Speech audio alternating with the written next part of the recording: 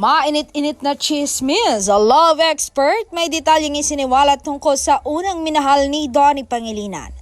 May mosang nakapagsabi na iniyakan daw ni Donnie si Kisses. Kung totoo man, ito talagang minahal ni Donnie itong si Kisses de Lavin. Pero base sa interview niya kay Vice Ganda, ang Uncoverable, ay hindi siya na in love kay Kisses.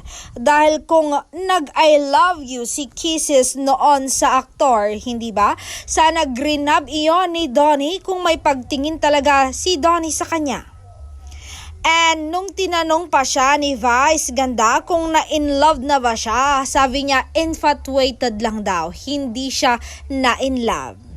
And naalala ko nga yung interview ni Donnie kay Miss Karen Davila nang tinanong siya kung na-in love na ba siya. Sabi niya, syempre, na-in love na ako. I'm 23 na. So, ibig sabihin, kay Bel Mariano talaga siya unang na-in love.